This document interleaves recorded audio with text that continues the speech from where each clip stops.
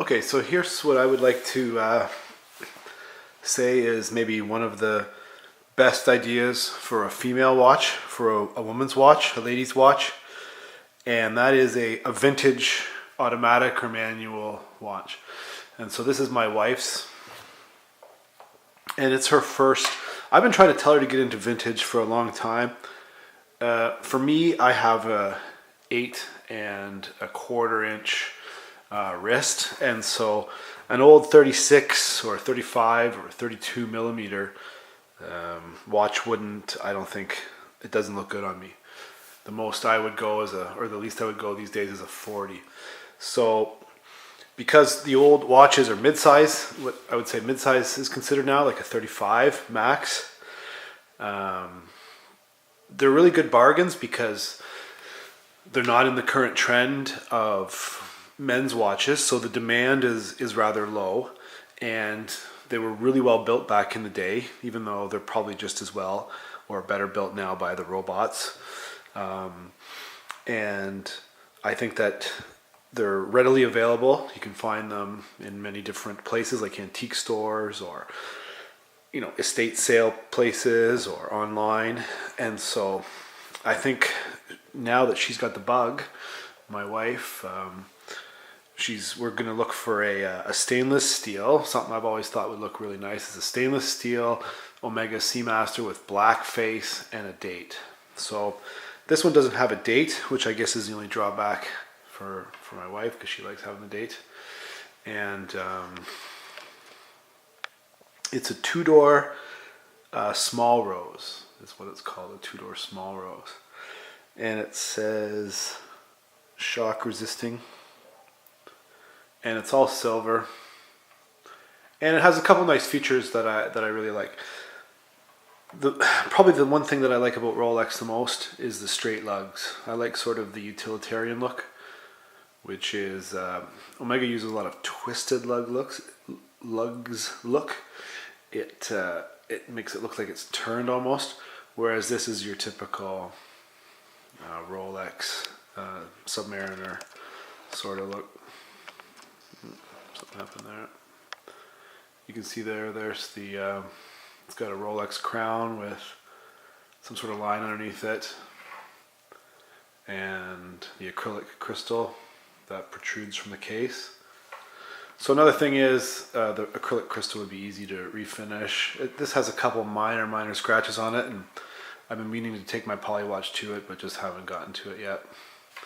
But you can see a bit of a distortion in the indicators when I go with the crystal, which is kind of a nice effect with the plastic acrylic crystal. So it's got lug holes that go all the way through. And so this is a 19 millimeter lug width, and this is a 20 millimeter. So we just went down to the local estate sale place where this originally came from, and my wife picked out a strap that she liked because he's the only one around that would sell Hirsch in a long way around. So she really likes the funky factor of this watch. It's not real alligator, and it's an unmarked clasp. So that's her next step, is to get a Rolex clasp for it, which is easily available. So my guess is a 19 by 18 millimeter.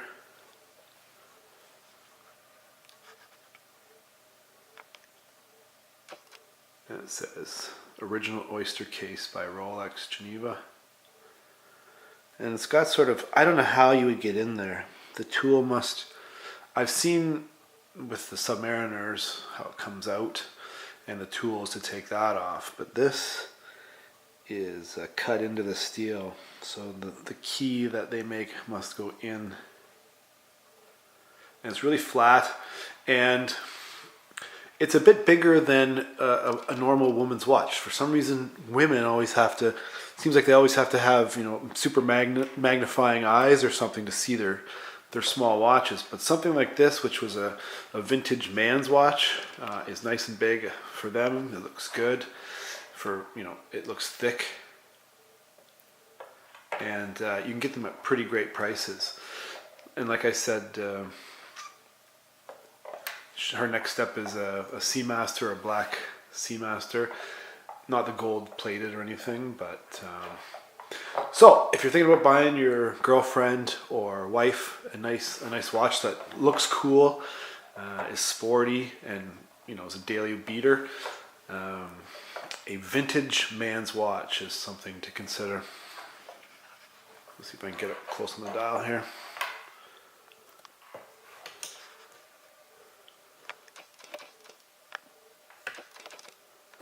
That's about as close as my camera will go. Something right there. And it just overall has a feel of a Rolex, even though it's a two-door. It's got that sort of sloped bezel that maybe the Datejust have, or maybe some other model. My favorite again is the straight lugs. And it overall just feels like almost like an explorer, a modern day explorer. Just sort of has a rugged feel to it. And like I said, she really likes the color. So I think it's a great idea. Sorry, something I forgot to mention was that I really like the way this thing, well, I like the way that it winds. When I had my Panerai 183 back in the day, it was the same sort of thing. It was, you have to unscrew it, and then it becomes a manual wind.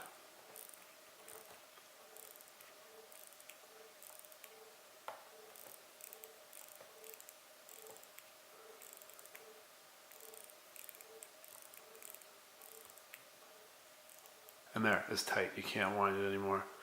And so you have to wind it every day. I think she usually winds it in the evening. And that screws back in. She usually winds it in the evening once an evening.